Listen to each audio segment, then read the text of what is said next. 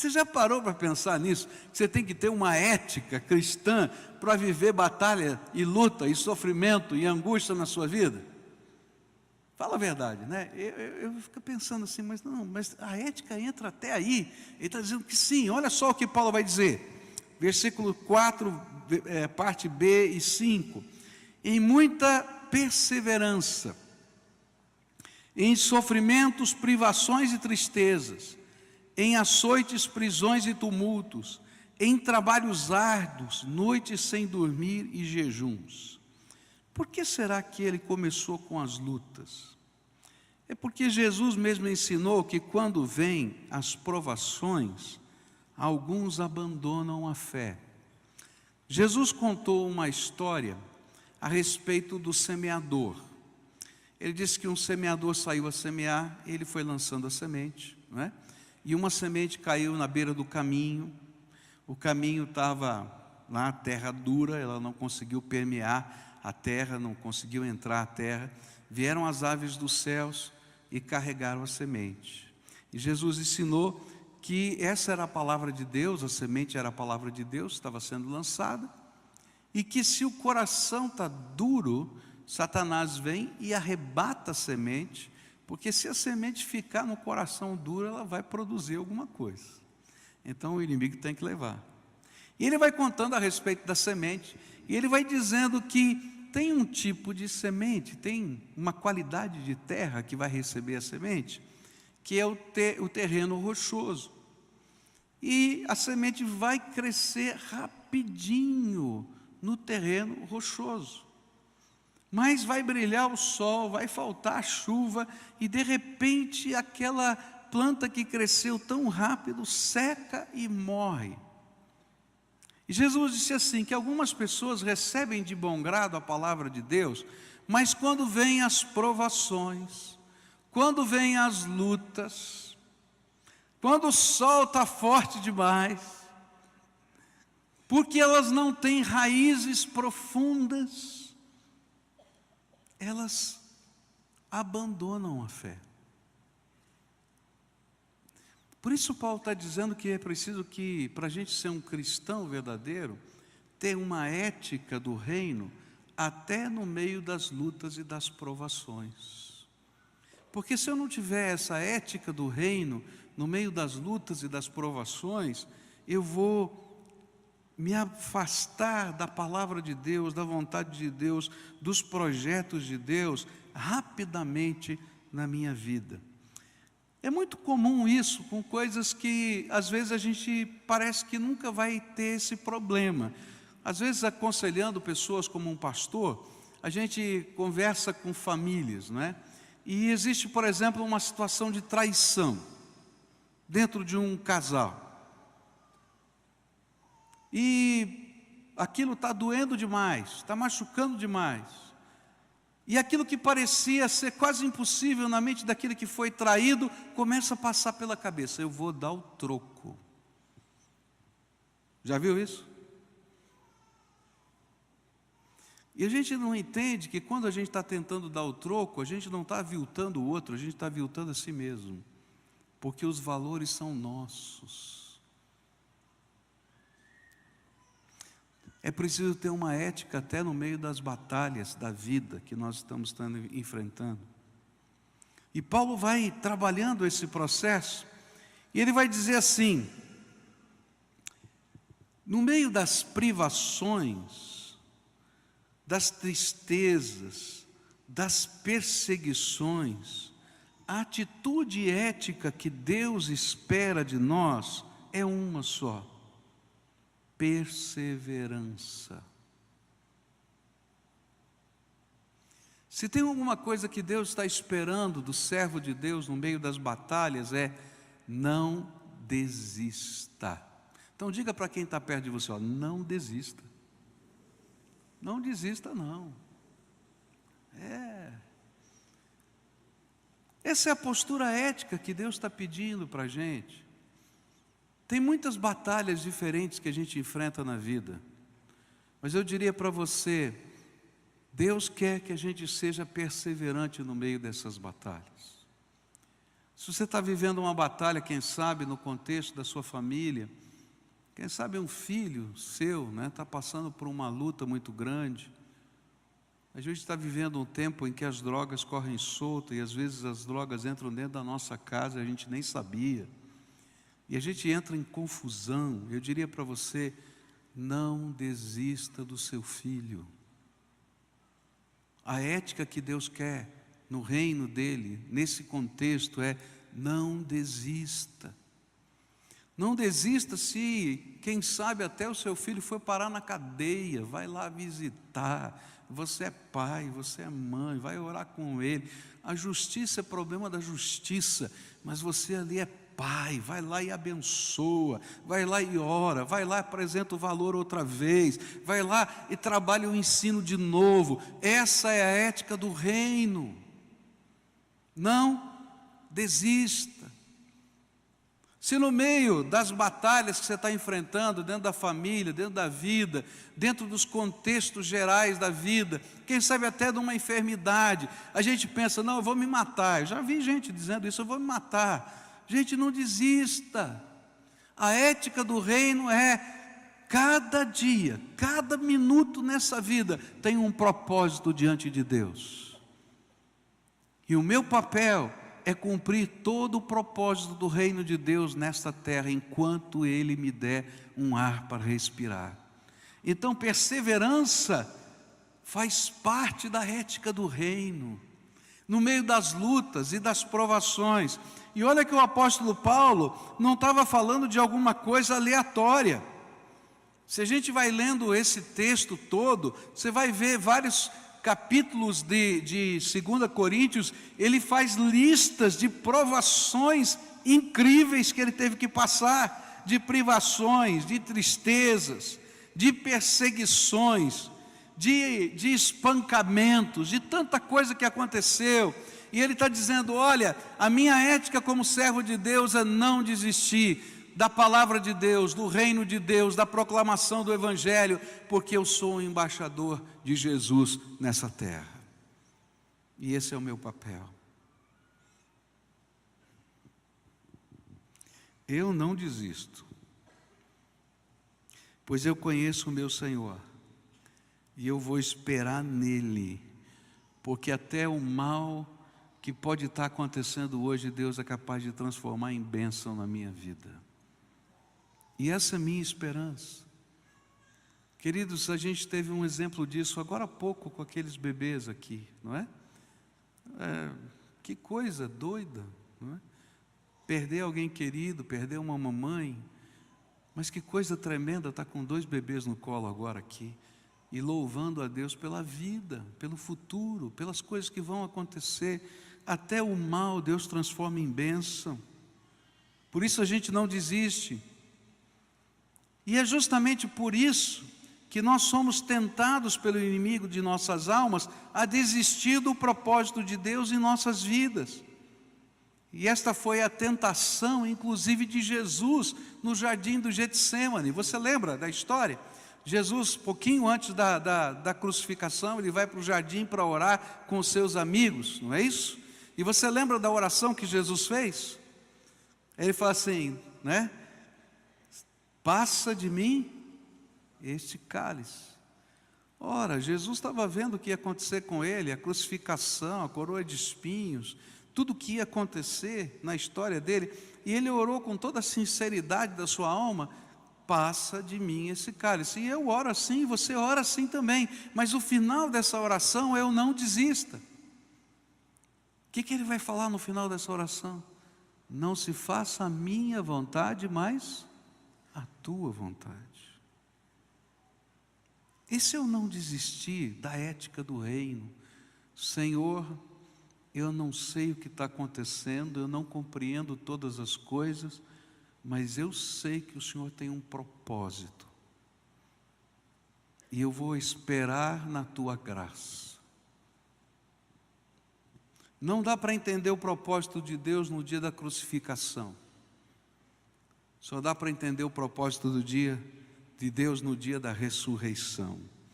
E é por isso que a gente vive esse confronto, essa tentação de desistir do propósito de Deus.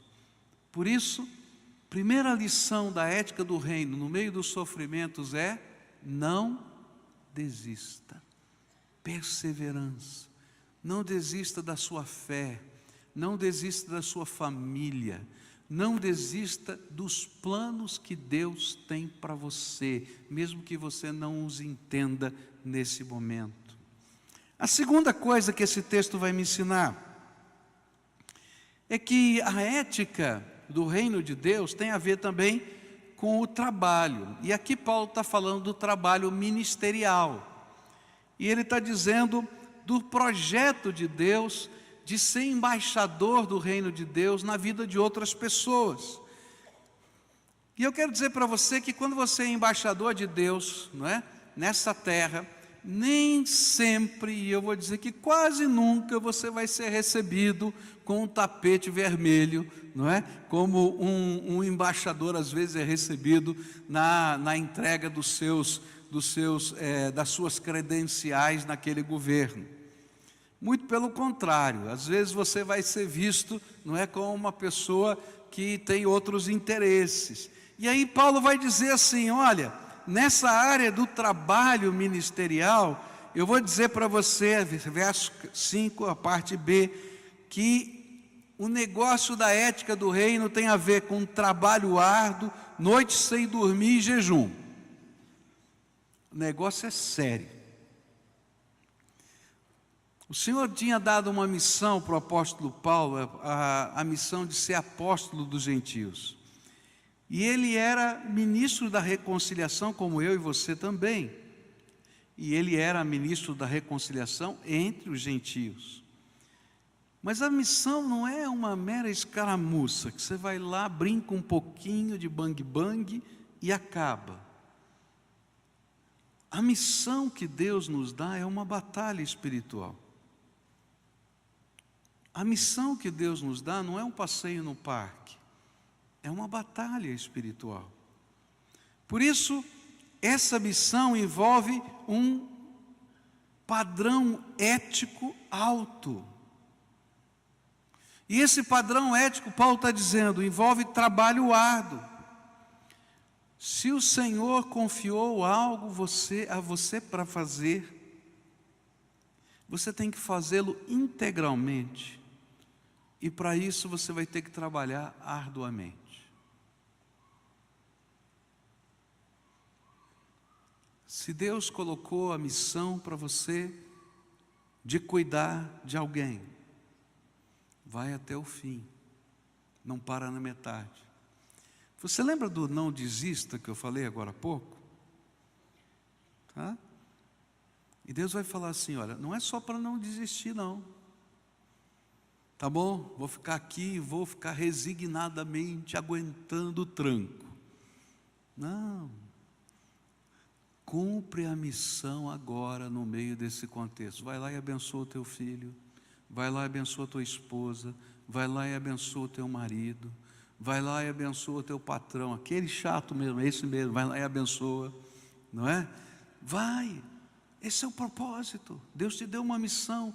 Cumpre integralmente. Paulo vai dizer a Timóteo: cumpre cabalmente o ministério que lhe foi confiado. Se Deus te deu uma missão, vai lá e completa. E olha, eu vou dizer para você, não é um passeio no parque, é um trabalho árduo, pesado.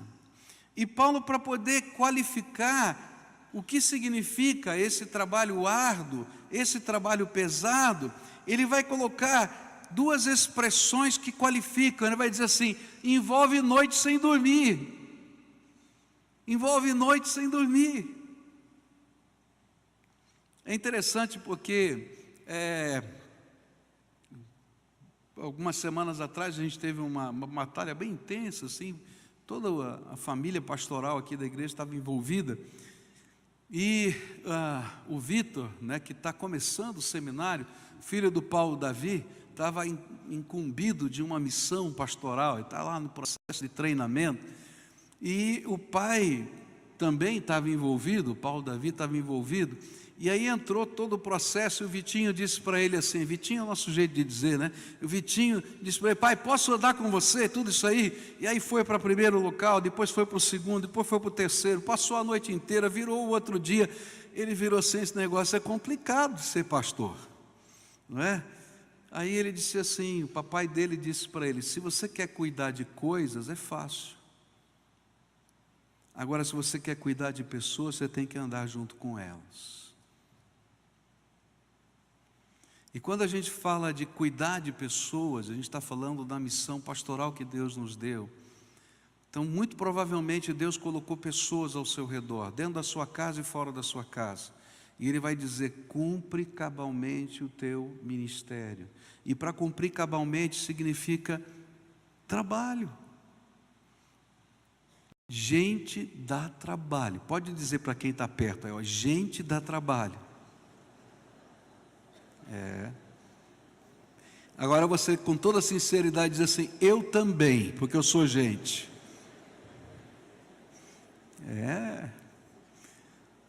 Você dá trabalho. E eu também, porque eu sou gente, né? E quando a gente entra nessa missão pastoral, essa missão de embaixador de Deus, de ministro de Deus, Deus não está preocupado com coisas. A Bíblia diz que esse mundo vai passar. Tudo nesse mundo vai passar. Quando a gente lê o livro do Apocalipse, a gente fica impressionado. Chega um momento que Deus tem que criar novos céus e nova terra, porque o antigo céu e a antiga terra, que são esses aqui, a gente consumiu. Quando a gente lia isso há muitos anos atrás, né, há centenas de anos atrás, dizia, isso é impossível consumir. Mas hoje a gente fica pensando, olha, os nossos recursos naturais estão indo embora, até a água potável do mundo está indo, o ambiente está mudando, o clima está mudando, a gente conseguiu estragar tudo que Deus fez aqui. Por isso que Deus está falando para a gente, que Ele não está preocupado com coisas, e às vezes o nosso foco está em coisas, a nossa vida está em coisas. Enquanto que o nosso filho está precisando da gente, a nossa esposa está precisando da gente, o nosso marido está precisando da gente, o nosso vizinho está precisando de um vizinho, o nosso parente está precisando de um parente, alguém na rua está precisando da gente. E Deus nos colocou aqui nessa terra como embaixadores do reino dEle, do amor dEle, da bondade dEle. Se nós não conseguimos ser embaixadores do reino dEle, da bondade dEle dentro de casa, será que a gente vai conseguir ser fora de casa? Agora, para ser embaixador dele, com gente, dá trabalho. Algumas vezes você vai passar algumas noites sem dormir. Porque é no meio da madrugada que às vezes as maiores crises aparecem. Eu estava preparando meu trabalho de PhD, e um dos objetivos era descobrir quais eram as maiores demandas da cidade de Curitiba. E é interessante porque a gente vive nessa cidade e não conhece. Você sabia que uma das maiores demandas da cidade de Curitiba representam o número de suicídios que tem nessa cidade?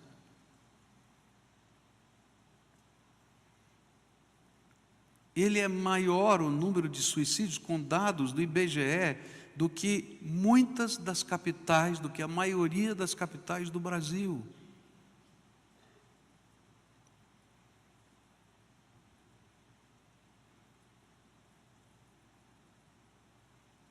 Só esse mês, na nossa comunidade, nós tivemos 2 suicídios. Só esse mês. Agora, lidar com gente deprimida, queridos, dá trabalho.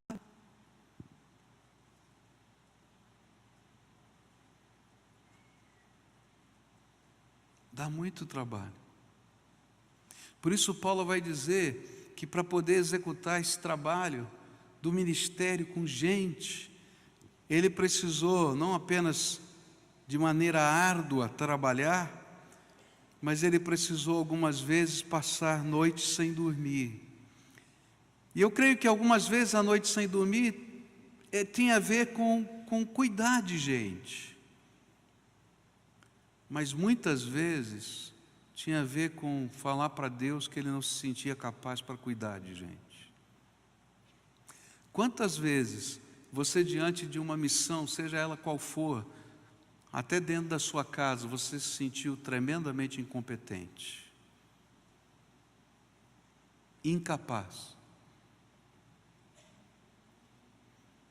E é nessas horas que a gente tem que parar tudo, dobrar o joelho, e quem sabe passar uma noite na presença de Deus pedindo: Senhor, me dá sabedoria para falar comigo.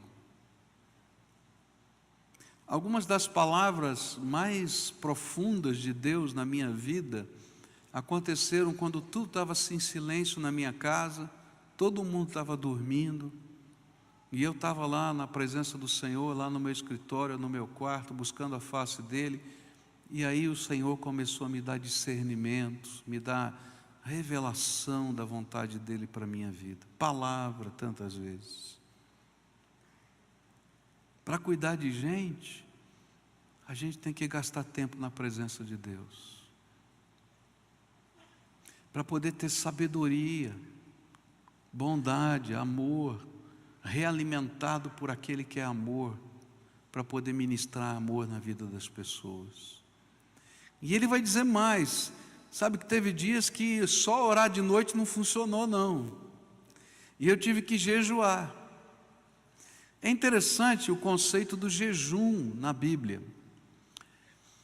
O jejum no pensamento oriental, no pensamento judaico, não era um sacrifício que eu estou fazendo para conseguir alguma coisa para Deus, ou de Deus, porque eu estou comprando Deus com o meu sacrifício. Na nossa mentalidade ocidental, a gente vê o jejum ou as promessas como um sacrifício pessoal para conquistar a bondade de Deus. A palavra de Deus nunca ensinou isso. O jejum era uma das expressões do luto no Antigo Testamento. Então, quando morria alguém, havia algumas práticas que inclusive hoje são preservadas no sepultamento judaico, não é? Que era rasgar sua roupa. Então, se você for assistir um sepultamento judaico, o rabino vai pegar uma navalha e vai rasgar a camisa do chefe da família que está entregando o seu morto, porque essa era uma expressão de luto do Antigo Testamento. Ele rasgava suas roupas. Às vezes, em situações mais extremas, ele vestia uma roupa do luto, que não é, no nosso mundo ocidental era o preto, naquele tempo era um pano de saco. Então ele vestia uma roupa de pano de saco, e ele pegava as cinzas do fogão e marcava o seu rosto com as cinzas, porque as lágrimas iam escorrer e deixar suas marcas.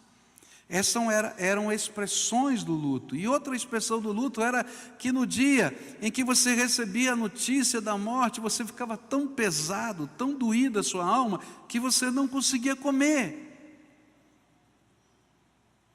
E você entrava num jejum de dor.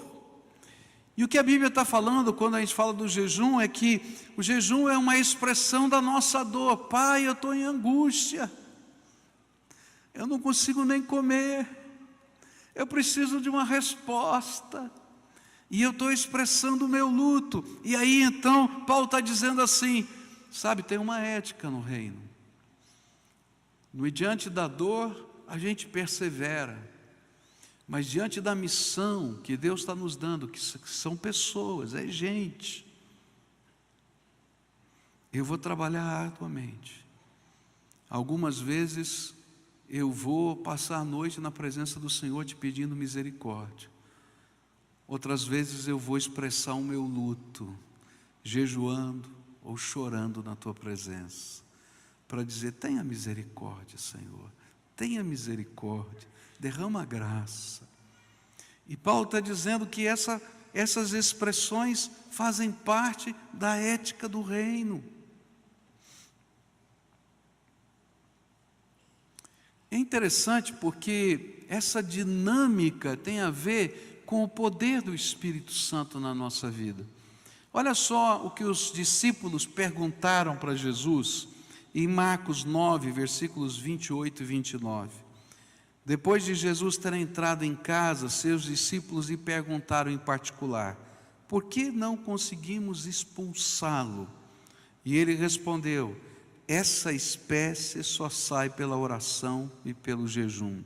Os discípulos tinham tido um enfrentamento com uma pessoa endemoniada e eles não conseguiram expulsar o demônio. Jesus chegou e mandou embora o demônio. E eles disseram: Jesus, não entendemos nada, por que a gente não conseguiu expulsar o demônio? Ele disse assim: olha, tem batalhas, tem castas, tem lutas, tem enfrentamentos que a gente não vai vencer com estratégia, que a gente só vai vencer com jejum e oração. Tem batalhas que você não vai vencer com jogos políticos, só com jejum e oração. Tem batalhas que você não vai vencer só com mecanismos psicológicos, só com jejum e oração. Porque há muitas batalhas que estamos vivendo na nossa vida que não são naturais, são espirituais. E as batalhas espirituais precisam de armas espirituais na nossa vida. Outras armas não vão funcionar. Quando as batalhas são espirituais, nós precisamos da intervenção de Deus. É interessante, né? Que tem uma ética do reino, até para a gente lidar com pessoas que a gente ama. Não desista. Trabalha arduamente. Se for preciso, passa a noite em claro, para cuidar ou para orar. E muitas vezes você vai chorar na presença de Deus e vai expressar o seu luto. E é no meio destas coisas que Deus vai manifestar graça. Uma das coisas que a gente vai aprender na vida com Deus é aquilo que Davi já sabia com 17 anos, quando ele foi enfrentar aquele gigante. Quando o gigante falou para ele: você está pensando que eu sou um cachorro e você vai ganhar de mim, porque eu sou um soldado experimentado, eu tenho uma lança, eu tenho uma espada, e você está vindo aqui com 5 pedrinhas e uma funda e um cajado de pastor, você acha que você vai conseguir alguma coisa comigo? Ele falou assim: eu não estou indo aí com o cajado, com a funda e com as 5 pedrinhas. Eu vou em nome do Senhor dos Exércitos. Toda vez que a gente entra nos enfrentamentos do reino, nos enfrentamentos da vida, que fazem parte da dinâmica do reino, a gente não pode ir apenas com a espada, com o escudo. E ele vai dizer em outro salmo: uns confiam em carros, outros em cavalos, mas nós faremos menção do nome do Senhor. A ética do reino vai dizer para a gente que em todos os enfrentamentos da vida eu não desisto. E a segunda coisa, eu preciso ir no poder do Espírito Santo de Deus. Eu preciso ir em nome do Senhor, como embaixador do reino, porque a vitória só vem pelo Senhor. Você está esperando vitória? Então você precisa ir para esse enfrentamento em nome do Senhor, como embaixador de Deus. E como embaixador de Deus, você tem que ter contato com Ele, tem que ter comunhão com Ele, e dizer: Senhor, qual é a tua próxima ordem? O que eu vou falar? O que eu vou fazer? Quantas vezes eu cheguei em lugares que eu não sabia o que falar e o que fazer. Eu me lembro de uma vez que eu fui ao funeral de uma pessoa que tinha se suicidado.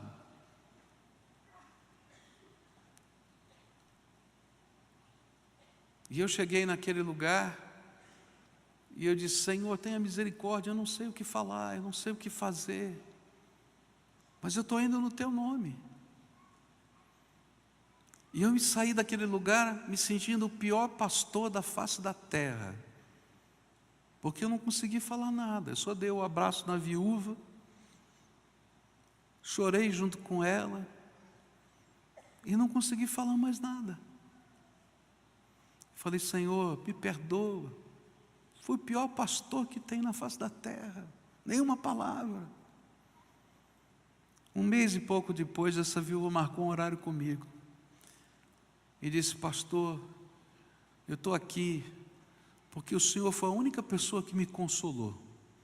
Eu falei: eu? Quando o senhor não falou nada e só chorou junto comigo, porque não tinha palavras para aquilo que tinha acontecido. Quando a gente vai em nome do Senhor, o Senhor faz coisas que a gente nem imagina que Ele está fazendo através da gente. Às vezes a gente imagina que a solução é nossa, que o jeito é nosso, mas quando a gente vai em nome do Senhor, perseverantemente, arduamente, depois de oração, jejum, noite em claro, Ele manifesta a graça dEle. E aí não importa se eu tenho um escudo, se eu tenho uma espada, ou se eu tenho 5 pedrinhas, porque a vitória é do Senhor. Nas batalhas que enfrentamos, a ética do reino nos leva a enxergar que eu não desisto, que eu trabalho, mas que eu espero no Deus vivo a manifestação da sua graça, porque a vitória e a batalha pertencem ao Senhor. Nessa noite eu queria orar com você. Eu não sei porque é que você veio aqui essa noite. Tem tantas coisas que nos trazem à casa de Deus. Mas eu tenho certeza que você não veio aqui por acaso. Que Deus tem alguma coisa para ministrar na tua vida. Para alguns, talvez Ele esteja dizendo: não desista. E eu nem sei do que. Não desista. Não desista. Não desista. Porque Deus entregou uma missão para você. Não desista. Faz essa obra. Continua como embaixador do reino de Deus. Para outros, Ele está dando uma estratégia. Além de não desistir, quem sabe está na hora de entender que a vitória só vai vir pelo Senhor. Isso vai envolver o seu trabalho árduo, é claro, sempre. Mas as vigílias e as orações, onde Deus vai manifestar a graça dEle na tua vida e na vida das pessoas. Por isso, eu queria orar com você nessa noite. Uma oração de fé, uma oração de esperança. Uma oração de quem marcha nessa jornada junto. Eu ouço de Deus o não desista todo dia. Porque como qualquer ser humano, eu tenho os meus altos e baixos e você tem os seus. Simplesmente mudam os cenários. E a gente tem que ter os nossos enfrentamentos. E fala a verdade, não dá vontade de desistir às vezes? Largar a mão? Quer saber? Aí o Senhor vai dizer assim: não, filha, você vai ficar até eu mandar, porque a tua missão não terminou. A gente não larga o que Deus nos deu para fazer enquanto Deus não mandar a gente largar. Porque nós somos servos do Senhor e essa é a ética do reino. E aí a gente vai dizer assim: Senhor, estou cansado. Já disse para o Senhor: estou cansado? Senhor, estou cansado. E a gente está às vezes esperando Deus dizer assim: filhinho, vou dar uma aliviada. Ele diz assim: não terminou não. Agora não dá para arrefecer não. Continua, vai firme. Aí você vai levantar de manhã, de madrugada, ou sei lá que horas, e vai voltar para o seu trabalho. Não porque você é capaz, não porque você vai conseguir, não porque você tem nas suas mãos a força, mas porque o Deus da madrugada que te visitou O Deus que te abençoou nos contextos da palavra dele na tua vida, é aquele que vai à tua frente e vai fazer o milagre. Alguns vão dar risada de você porque você só tem 5 pedrinhas e um pedaço de pau. Outros vão dizer para você: você é louco, olha para o tamanho do gigante, ele é grande demais, ele tem uma armadura grande demais, ele tem uma espada grande demais. E o Espírito de Deus vai dizer para você: não olha para o gigante não, porque se você olhar para o gigante você vai desistir. Olha para o teu Deus. Se o teu Deus de fato for o Deus vivo e verdadeiro, certamente ele é maior do que qualquer gigante.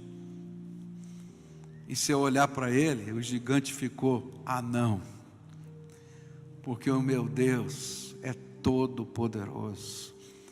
Por isso Davi não olhou para o gigante, ele disse: eu vou em nome do Senhor dos Exércitos. Eu queria que hoje você saísse daqui para ir para a sua casa, para os seus enfrentamentos. E olha, eles vão estar em casa, eles não vão ter desaparecido não, tá? Eles vão estar lá. Mas hoje você vai em nome do Senhor dos Exércitos. Você vai em nome do Todo-Poderoso. E você vai continuar dando os seus passos de fé, porque essa é a ética do reino de Deus. Menos do que isso, não honra o Deus da nossa vida. Por isso eu queria orar com algumas pessoas. Se o Espírito de Deus hoje te trouxe aqui para ser curado a sua alma, se o Espírito de Deus te trouxe aqui para renovar o teu coração, se você estava desistindo, né? Ou na linguagem popular aqui do sul, que eu nunca tinha ouvido até chegar aqui, né? Jogar os bets, né? Entregar os bets, né? Olha, hoje o Senhor quer trabalhar a tua vida. Então, se você é essa pessoa, vai saindo do seu lugar para a gente orar junto. Eu quero orar por você hoje. Orar para que Deus te dê determinação, perseverança. Quero orar para que Deus unja as suas mãos para o trabalho. Que nessa madrugada Ele fale com você, quem sabe em sonhos, em visões, ou quem sabe no silêncio da madrugada, tocando o teu coração. Que quando você estiver chorando, como está lá no livro de Salmos, os anjos do Senhor recolham as suas lágrimas, coloquem no seu odre, escrevam no livro de Deus a razão delas. E a gente vai se apresentar diante do Senhor, como humano, pequenino, diante de gigantes, mas a gente vai sair daqui em nome do Senhor dos Exércitos, para a glória do Senhor dos Exércitos, para a glória do Senhor dos Exércitos, para a glória do Senhor dos Exércitos. E a vitória é do Senhor. Se Ele está conosco, Ele é a vitória. Ele é a vitória. Não tem quem possa derrotar o Deus vivo e todo-poderoso. Pode vir mais para cá, vem mais para frente, tem gente chegando aqui, vem para cá, vem. Isso, pode vir, queridos, isso, podem vir. Venham, na presença do Senhor. Que bom ver gente querida, amada, que eu não via há muito tempo aqui. Bom revê-los. Sei que estão no Senhor em outros lugares, mas que gostoso revê-los, viu? Tá? Gente querida. É bom ver gente amada, não é? Fala a verdade, né? O coração da gente fica ardendo de alegria pelo bem, só pelo bem das pessoas. Ô Senhor, vamos orar por isso. Primeira coisa, você não vai esquecer. Você pode esquecer o resto do sermão, tá? Mas não esquece disso. Não, fala comigo. Não desista. Repete. Não desista. Eu nem sei do que, tá? Não desista. Não desista. Tá? Aí você diz: eu não aguento, não tenho força. Você vai com que força agora? Eu vou em nome do Senhor. Fala: eu vou em nome do Senhor. Eu vou em nome do Senhor. Cumprir a missão que Ele me deu. E vou buscar a graça dEle. Eu vou pedir para Deus fortalecer as suas mãos, tá bom? para Deus consolar o teu coração que está doendo. Não sei porquê, mas que Ele esteja tratando a sua alma. Eu vou pedir para Ele, quem sabe, ao longo dessa semana, eu não sei se vai ser de madrugada, de dia, mas que Ele cochiche no seu ouvido a palavra dEle, e você entenda que Deus está falando com você, tá? Que o teu jejum ou a tua lágrima, porque são as nossas expressões de luto, que Deus esteja recolhendo. Tem muitas lágrimas aqui agora, e eu creio que aquela palavra do Senhor está acontecendo agora. O anjo do Senhor está passando e recolhendo no odre dele cada uma das suas lágrimas. É palavra do Senhor e o Senhor não mente, tá? E nós estamos pedindo isso a Ele. Vamos orar? Querido Senhor, essas pessoas que estão aqui são teus filhos amados, e eles estão aqui só por uma razão: porque o Senhor é o Deus deles. E o Deus deles, de alguma maneira, tocou a alma deles nessa noite. E eu quero te pedir uma coisa, Senhor, agora. Quando eles estão trazendo para dentro da alma essa palavra de confiança que parece difícil, quando eles disseram não desista, eles estão dizendo para Ele mesmo: eu não quero desistir, Senhor, eu não vou desistir. Então agora, Pai, Tu és a nossa força, mesmo diante das nossas fraquezas. Por isso o apóstolo Paulo vai dizer, logo mais à frente nesse texto: quando sou fraco é que sou forte, porque o poder de Deus se aperfeiçoa na minha fraqueza. Então, Senhor, aperfeiçoa o Teu poder, ou revela o Teu poder na fraqueza desses Teus filhos. Que a dor que está aí lacerando a alma, ó Pai, possa ser tratada com óleo, Senhor, e o bálsamo do Espírito. Alguns que estão se sentindo perdendo coisas, que o Senhor revele agora, Pai, o que eles estão ganhando, porque até o mal o Senhor transforma em bênção. Alguns, Senhor, que talvez estejam sentindo que estão perdendo, porque quem sabe não possam trabalhar ou não possam fazer alguma coisa, mas o Senhor nessa hora está restaurando a casa deles, está cuidando dos filhos, está dando uma educação. Que o Senhor mostre o bem que o Senhor está fazendo, mas não deixa faltar nada nessa casa, Pai, porque o Senhor falou, Pai, que podemos envelhecer, mas o justo não vai faltar o pão. Então, Senhor, derrama graça sobre o Teu povo agora.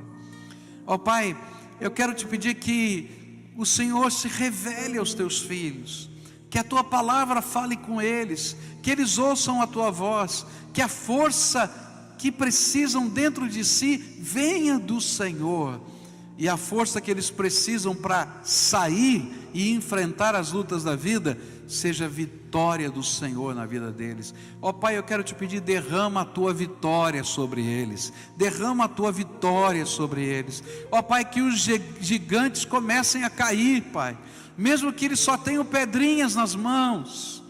Que o Senhor revele o Teu poder, que o Senhor revele a Tua graça, que o Senhor revele a Tua força, e que a ética do reino, que é perseverança, que é, Senhor, compromisso contigo e trabalho árduo, se revele, Senhor, em graça na vida deles.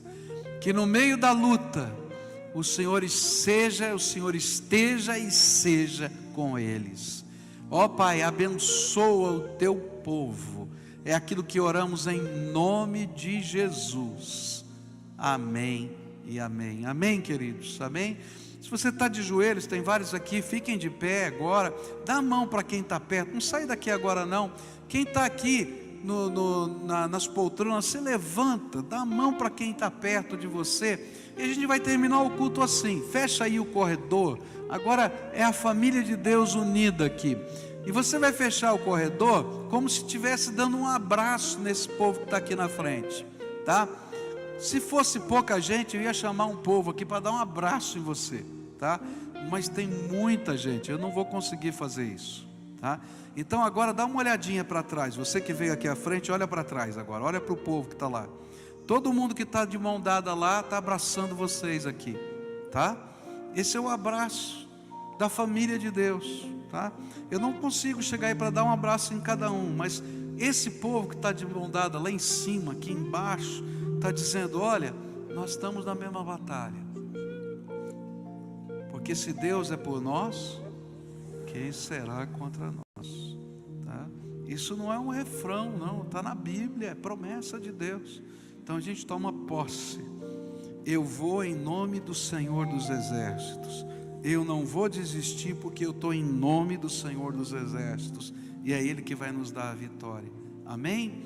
Canta essa canção conosco, celebra o Senhor, e logo depois a gente vai encerrar esse culto. Deixa eu fazer só uma parênteses aqui. Se você não tem uma Bíblia que você entenda, eu quero te dar de presente, tá? Então você vai procurar, quando terminar o culto, tem um pessoal ali, bem naquela porta à minha esquerda. Você diz: eu vim pegar a minha Bíblia. Ninguém vai vender nada para você aqui, tá? É um presente, eu quero que você leve para casa. Por quê? Você vai ter que passar algumas vigílias na presença de Jesus, né? E a palavra de Deus tem que falar com você. Então leva a palavra de Deus para você. Se você tem, deixa para quem não tem, tá bom? Combinado assim? Mas uma Bíblia que você entenda, porque às vezes a gente tem uma Bíblia que a linguagem é tão difícil que a gente não entende. Essa é uma tradução que a gente entende. Então eu quero te dar uma que não é que ela é diferente, é só uma foi traduzida 350 anos atrás, outra é uma linguagem corrente hoje, tá? Então fica mais fácil. Segunda coisa, se você está no meio de uma jornada difícil e você gostaria de ter alguém acompanhando você no meio dessa jornada, então você quer ter um coaching, tá? Essa é a palavra moderna, né? Um coaching espiritual que acompanhe você. Então vai lá e diz assim: eu estou precisando de alguém que me acompanhe, eu gostaria de ter alguém que pudesse acompanhar. Então gente vai estar acompanhando você em oração, acompanhando você nos embates da vida. Gente madura que possa, quem sabe, repartir conhecimento da palavra, dizer: olha, nessa batalha que você está enfrentando, a Bíblia ensina isso, experimenta isso que está na palavra de Deus, tá? Então essa é uma maneira da igreja poder te ajudar. Mas isso, se você quiser, é um caminhar de fé. E vou dizer mais: hoje alguém vai estar ministrando na tua vida, e pode ter certeza, no reino de Deus funciona assim. Amanhã é você que vai estar ministrando na vida de alguém, porque Deus vai te dar a vitória, e essa experiência você vai poder abençoar a vida de outros e dizer: olha, já passei por isso, e o Senhor agiu assim, assim, assim comigo. É assim que Ele trabalha, tá? Não tem super-heróis aqui, só tem gente de carne e osso. Eu não vou mandar ninguém beliscar ninguém aqui, para você ver que você é de carne e osso, tá? E quem está aqui também é de carne e osso. E nós precisamos uns dos outros e precisamos do Senhor, o Todo-Poderoso. Amém? Aleluia.